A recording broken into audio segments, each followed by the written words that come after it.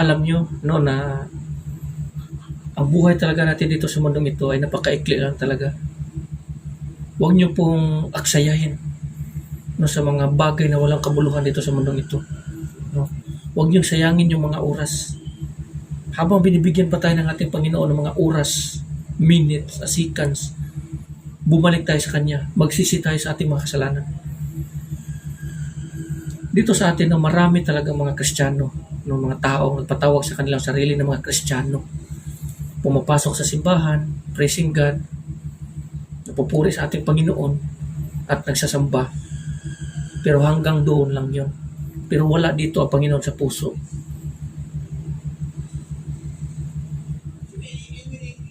Mga bagay kasi dito sa atin sa mundong ito, no, marami talaga ang temptasyon, no, nasisira sa paglilingkod natin sa ating Panginoon. Minsan nadidistract tayo nito. Kaya marami dito walang pinipili ang yung mga ganyan. Even doon, no, na mga Kristiyano na pumapasok sa simbahan. Lagi po natin itong tatandaan. Huwag niyo pong sayangin yung pagkakataon. Maging seryoso naman po kayo sa inyong paglilingkod. Para bang huwag niyo pong ini-ignore. Huwag niyo pong ini-ignore o binabaliwala yung apoy na yon na naghihintay para sa mga tao sumusuway sa ating Panginoon na hindi seryoso sa paglilingkod ng ating Panginoon. Katakutan nyo naman po yun. Kasi ang ating Panginoon, hindi niya gusto na bawat kahit isa man lang na tao na bumabagsak doon. Pero bakit tayo, wala tayong respeto, wala tayong galang sa ating Panginoon? Every time na gumagawa tayo ng mga kalukuhan, kahit pa tayo ay mga Kristiyano pero hindi tayo namumuhay sa kanyang salita. Maraming ganyan sa ating mga kapatid, no, ng mga Kristiyano. Maraming mga tao niya na naglilingkod sa Panginoon sa loob ng simbahan pero hindi seryoso sa paglilingkod. Hindi namumuhay sa salita ng ating Panginoon. Kaya nga sinasabi dito sa ating Panginoon dito sa sulat nino na sulat ni Jeremiah, no, na alam ko ang inyong ginagawa. Nagnakaw kayo, nangangalunya, nanloko, o anumang uri o lahat ng uri ng kasamaan na binabanggit ko. Tapos tatayo kayo sa loob ng aking templo at sasabihin niyo na walang mangyayari sa atin dahil nandito tayo sa templo ng ating Diyos. Walang makakatakas walang makakatakas sa paningin ng Panginoon dito sa atin. Alam ng Diyos kung ano ang nasa puso at isip mo. Sinisiyasat yan sinisiyasat yan ng ating Panginoon. Kung akala mo makakaligtas ka sa panuloko niyan, kahit even doon, kahit sarili mo maluloko mo, pero ang Panginoon hindi mo talaga magagawang lukuhin yan. Mag-ingat po kayo. Kasi maraming mga tao na bumabagsak sa impyerno ngayon, patuloy na humihingi ng kapatawaran sa ating Panginoon at second chance. Nababalik sa mundong ito to repent at baguhin muli at mamuhay muli at magbago at magsisi. Pero hindi na sila binigyan ng pagkakataon ng ating Panginoon.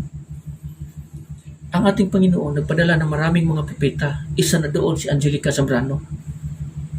Si Angelica Zambrano, panoorin nyo sa YouTube yan, si Angelica Zambrano. 3 testimony yan, heaven and hell.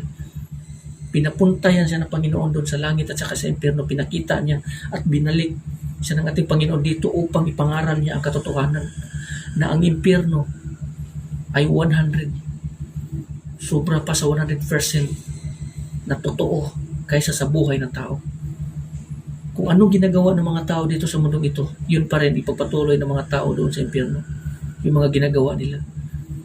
Yung entertaining, yung mga entertainers, singing, dancing, anuman na mga kalukuhan ng mga ginagawa ng mga tao dito to deceive sa mga taong naglilingkod sa Panginoon o sa mga tao sa Diyos. Gawin nyo namang seryoso ito kasi minsan lang tayo nabubuhay sa mundong ito. Pagkatapos nito, wala na. Pagkatapos nito, wala na, tapos na ang buhay. After death is judgment. Pagkatapos ng kamatayan dito, paghuhukom sa harap ng ating Panginoon. At doon bubuksan ang libro ng buhay hahanapin ang pangalan mo. At lahat ng mga pangalan ng tao na hindi nakikita doon sa libro ng buhay, itatapon talaga yan sa impyerno. Na yun ang pangalawang kamatayan. Nakasulat yan sa Revelation. Gawin nyo namang seryoso ito. No? Kasi pagdating ng kailan kayo magsiseryoso? Pagdating ng araw na huli na ang lahat. Maraming tao ang gumagawa niyan. No, nakahangalan na ginagawa. Na walang ibang patutunguhan kundi ang pagsisisi. Malalim na pagsisisi. Binuhos nila ang kanilang buong lakas at isip dito sa mundong ito. Sa mga pangarap, sa mga negosyo, sa pag-ibig, sa pagmamahal, sa kapwa, sa pagmamahal sa asawa, ganito, ganyan. At nakalimutan na nila ang ating Panginoon. Na pagdating ng araw, wala nang tutulong sa kanila. Kasi paano? Pagharap mo sa Panginoon, sinong tutulong sa iyo? Kung ang Panginoong Hesukristo wala sa puso mo, sino? Yung mga rebulto na pinaglingkuran mo, yung mga santo. Pagdating ng araw niyan, hindi yan tatayo sa harapan ng Panginoon. Lahat ng yan, tatakot yan, luluhod yan, mawawala yan, magsitakbuhan yan. Ngayon, haharap ka sa Panginoon, ikaw lang mag-isa, hahatulan ka. Anong mangyayari sa iyo kung guilty ka pagdating ng araw doon?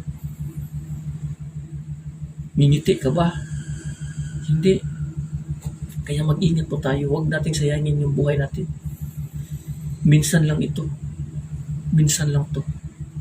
Huwag naman nating sayangin kasi may pagkakataon pa tayo dito sa mundong ito habang nandito pa ang buhay na ito. Marami sa atin na puot at galit hanggang kamatayan dala. Ang puot at galit dati sa mga kapwa nila hanggang kamatayan walang pagpatawad. Ang sinabi dito sa ating Panginoon Jesucristo, kung ikaw hindi ka marunong magpatawad, hindi ka rin mapapatawad ng ating Panginoon.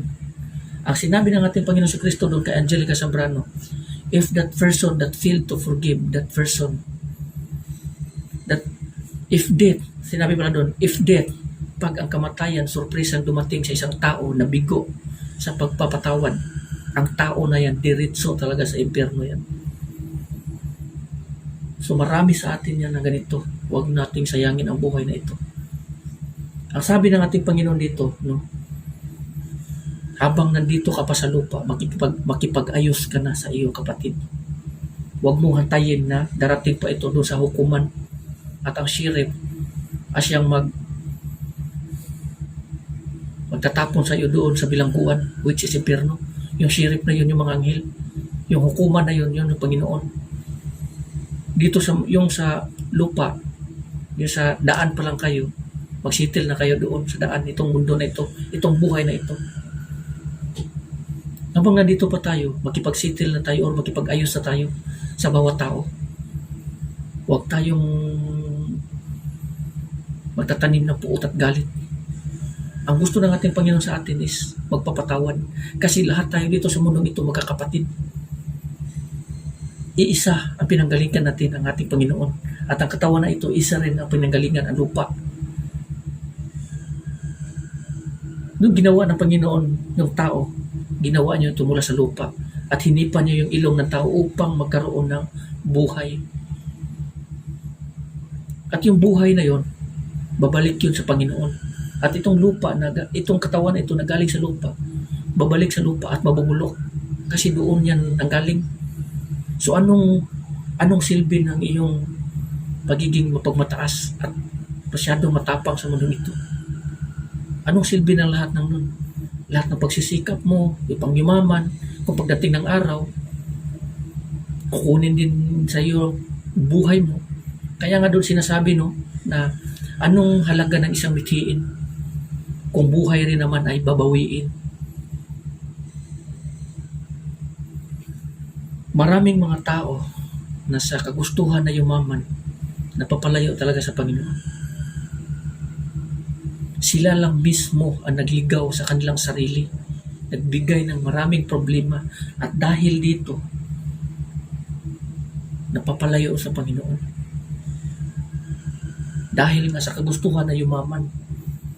Yan ang natutunan ko doon sa nakikita ako dati na video. Nagsikap silang yumaman, ganito, ganyan. Kahit alam naman nila na iilan lang naman yung kakailanganin nila sa araw-araw na kaya naman sana tustusan ng kanilang pangangailangan. Pero dahil nga sa kagustuhan yumaman, ginawa to ganito, ganyan, hanggang sa dumating yung maraming problema dahil sa mga negosyo nila. Kaya mag-ingat po tayo dito sa ating mundo, sa ating buhay na ito na temporary lamang. Kasi noong unang panahon, hindi talaga tinawag ng Panginoon ng tao para yumaman, kundi to serve God, to serve Him, to honor Him, to follow Him, to praise Him, to worship Him. Yan yung ginagawa, yun yung utos ng ating Panginoon noong unang panahon ni Moises pa lang. Walang ibang gusto ang Panginoon sa mga tao. Kilalanin ang Diyos, irespeto ang Diyos, igalang ang Diyos, sambahin ang Diyos, sambahin siya. Pero yung mga tao ngayon, wala na. Ligaw. So hanggang dito na lang. Maraming salamat. Sana kayo na lang po yung mag-intindi. No?